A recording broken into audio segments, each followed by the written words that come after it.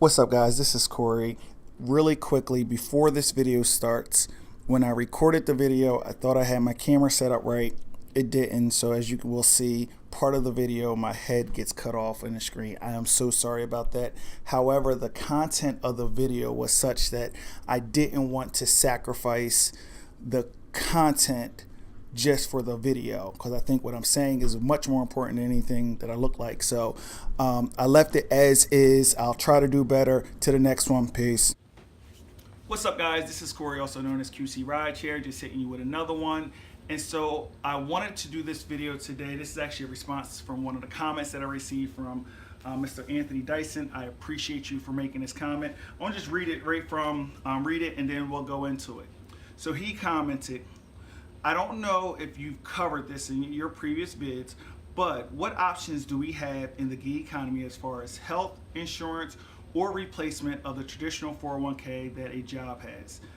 And so I love this question because this is looking at the gig economy in a whole holistic manner, because getting paid for the job is one thing.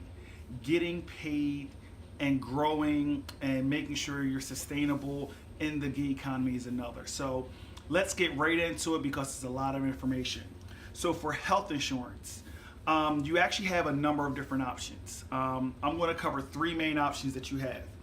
Now, obviously, if you are married, or in some states it's common law, whatever the case may be in your state, you can get on a spouse or partner's health insurance if they allow it in your state. And you would obviously just need to check with your spouse or partner to see if you're eligible for that. That's obviously the easiest because there's very little friction for that.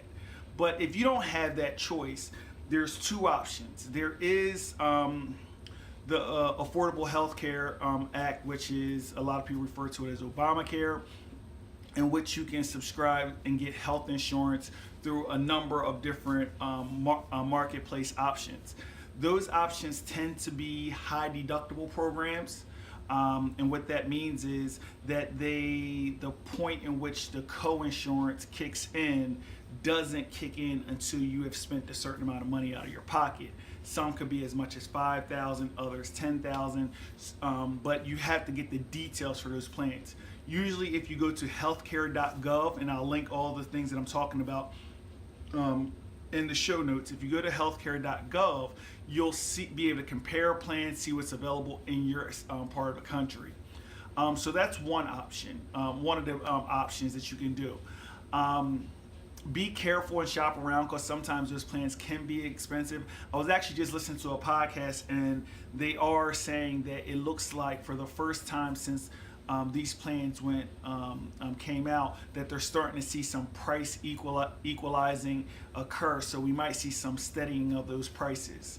The next option for health insurance would be to use a lot of the gig economy companies like your Uber, Lyft, Postmates, different companies do offer health insurance as a member of their group.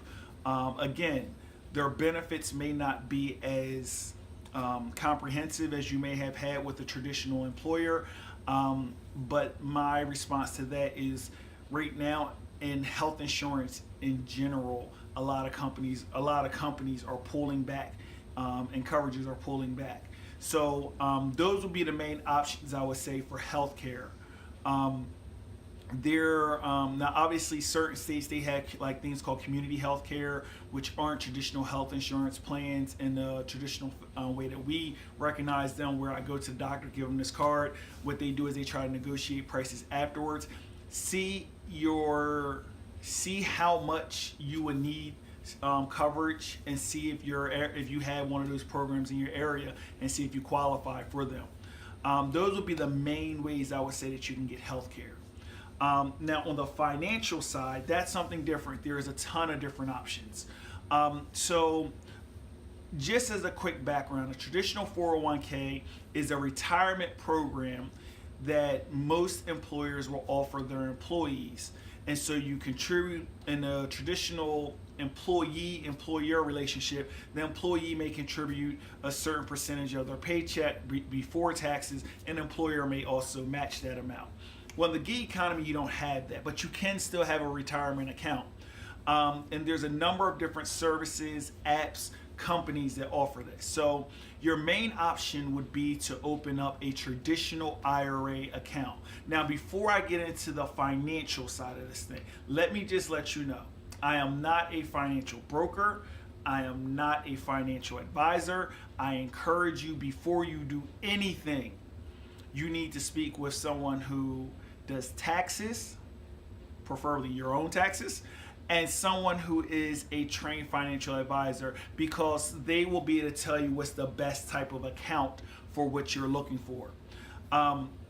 But for me, what I've done is I have kind of a little bit of everything. So I have a traditional IRA account where this has my retirement funds. I contribute those funds pre-tax. So that means that when I do my taxes, I let them know how much I contributed, and that is a tax deduction for me. I also have a Roth IRA. Now, a Roth IRA, there is some portion of the IRA that is pre-tax, other portions that are after tax, and then there is individual investment accounts. These are after-tax funds, and so you can invest and you just pay, and you're paying on your gains and so forth. Your option for these vary.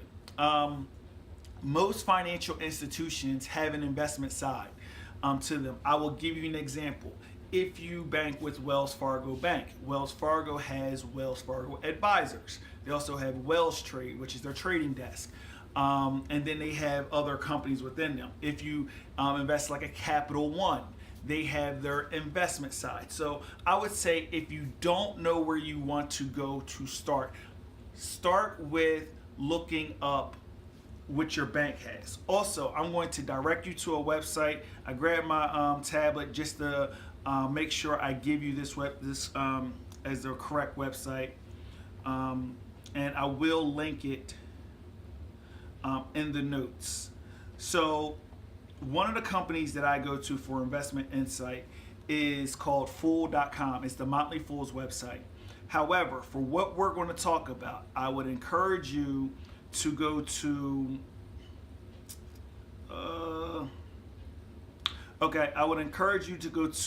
one of their sister websites, and it's actually called The Ascent. And again, I'm going to link this in here, so if I can't find it, because of course you can't find anything when you're looking for it,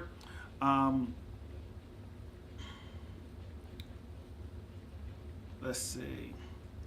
So it's called The Ascent, and so the website for them is, the website that you want to go to is part of Motley Fool's website. So if you go to Fool.com, that's Fool.com, and then click on The Ascent, what they do is they have comparison engines for just about every financial item you could get. So if you want to find an online broker, you click on their comparison engine, and they'll give you comparisons, and they've done their homework. This company, the Motley Fool, if you're not familiar with them, they are an investment platform. However, they are about investor education versus investor trading. So they're an educational resource. I love them. I listen to about 5 of their podcasts, and I just learn something every time I listen. So definitely go to The Ascent to get comparison tools for online brokers. Also, they will also give you in comparison tools for online savings and things like that. In no way am I being sponsored by them. I just believe a lot in what they do. So that's what I would use. I would speak to a financial advisor to find out what type of account you need to set up. Once you find out what type of account you need to set up, then you can start looking at what companies offer those accounts. So if you're doing individual investing, my favorite website that I go to, app that I go to, is called Robinhood. Robinhood is allows you to buy and sell stocks without any fees. Trading fees, so it allows you to kind of get in, and there is no minimum balances, and it allows you to kind of learn as you're going. So that's one of my favorite. There's also another website investment tool I like is Stockpile. This is actually good because you can set up a kids account as well, so if you want something for your kids as well. Stockpile, I like them because what they do is they allow you to buy fractional shares. So if you don't have the $2,000 to buy one share of Amazon. You can buy like $50 worth of Amazon and still have stake in the markets. There's also another website called Acorns. They are very good. They actually do take like a fraction of your transactions. Like, so if you go to the store and you spend $1.75, they take the 25 cents and then they invest that in various funds. So they're very good. But generally, if you go to the Ascent and you look at those the types of accounts, they will actually show you the companies that offer the type of account that matches what you need to open, and then they'll be able to refer you to them. But I'm going to put a number of these links in the show notes, so definitely check them out. Thank you, Mr. Dyson. Your other listeners should have you to thank, because I wasn't planning to come out with this video this week, but I wanted to talk about this because it is so very important. So thank you, and until the next one, peace. This is Corey, and as always, I want to come in with the dirty work at the end of the podcast. Just remember to subscribe wherever you see podcasts. That helps people get to subscribe and rate us, because the rating also helps people get to see the podcast and they get to know that it's out there, and we appreciate it.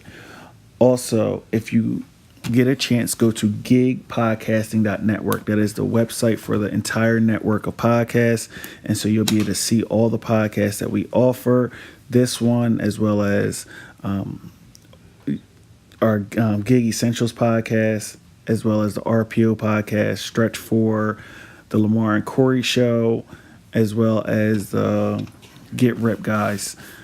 One other thing, we know that supporting the podcast is sometimes kind of hard. Everybody has financial issues, but if you can't financially support the podcast by clicking on the link in the show notes, then definitely go to gigpodcasting.network. We have a number of affiliates that we've been gracious enough to work with. Click on their links. It'll take you to their websites. A lot of times give you special offers, and it helps us, and we appreciate it. Please help the people who are helping us. Until the next one, peace.